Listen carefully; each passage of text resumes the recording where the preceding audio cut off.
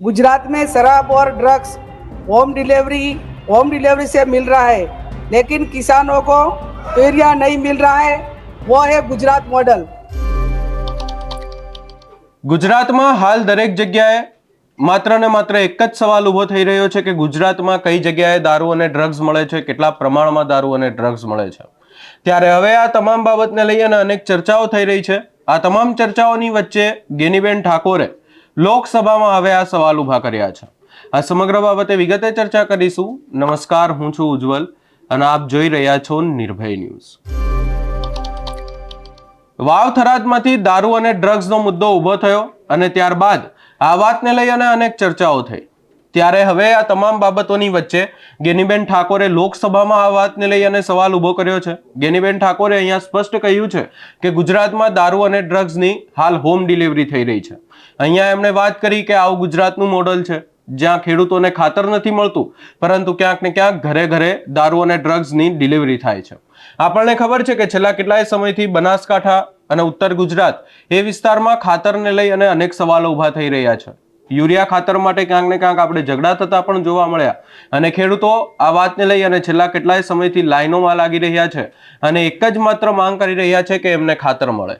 ત્યારે વધુમાં આ સમગ્ર બાબતને લઈ અને લોકસભામાં ગેનીબેન ઠાકોર દ્વારા શું કહેવામાં આવ્યું, શું માંગ કરવામાં આવી, સૌપ્રથમ એ સાંભળી લઈએ। अध्यक्ष महोदय, मुझे बोलने का मौका दिया। गुजरात में शराब और ड्रग्स होम डिलीवरी से मिल रहा है, लेकिन किसानों को यूरिया नहीं मिल रहा है। वो है गुजरात मॉडल। अध्यक्ष महोदय, मैं आपके माध्यम से सदन का ध्यान मेरे संसदीय क्षेत्र बनासकांठा तथा गुजरात के कई जिलों में जारी यूरिया की गंभीर कमी की ओर आकर्षित करना चाहती हूँ।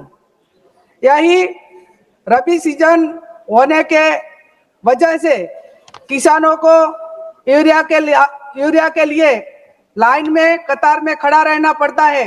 कई दिनों से किसानों की डिमांड हो रही है, लेकिन गुजरात सरकार और सेंट्रल गवर्नमेंट से जो यूरिया मिलना चाहिए वो नहीं मिल रहा है।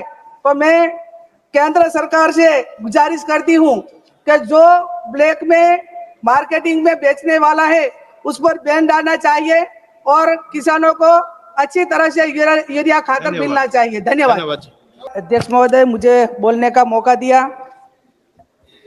गुजरात में शराब और ड्रग्स होम डिलीवरी से मिल रहा है, लेकिन किसानों को यूरिया नहीं मिल रहा है। वो है गुजरात मॉडल। अध्यक्ष महोदय, मैं आपके माध्यम से सदन का ध्यान मेरे संसदीय क्षेत्र बनासकांठा तथा गुजरात के कई जिलों में जारी यूरिया की गंभीर कमी की ओर आकर्षित करना चाहती हूँ। यही रबी सीजन होने के वजह से किसानों को यूरिया के लिए लाइन में कतार में खड़ा रहना पड़ता है। कई दिनों से किसानों की डिमांड हो रही है, लेकिन गुजरात सरकार और सेंट्रल गवर्नमेंट से जो यूरिया मिलना चाहिए वो नहीं मिल रहा है। तो मैं केंद्र सरकार से गुजारिश करती हूँ कि जो ब्लैक में मार्केटिंग में बेचने वाला है उस पर बैन डालना चाहिए और किसानों को अच्छी तरह से यूरिया खातर मिलना चाहिए। धन्यवाद।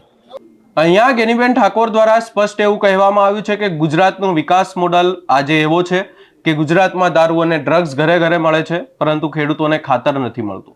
આ વાતને લઈ અને ક્યાંક ને ક્યાંક આપણે પણ વિચારવા જેવું છે, કારણ કે દારૂ અને ડ્રગ્સનો મુદ્દો પણ ગુજરાતમાં આવ્યો, પરંતુ દારૂ અને ડ્રગ્સનો મુદ્દો હવે ક્યાંક ને ક્યાંક સંસ્કાર અને વાણીવિલાસ પર જતો રહ્યો છે।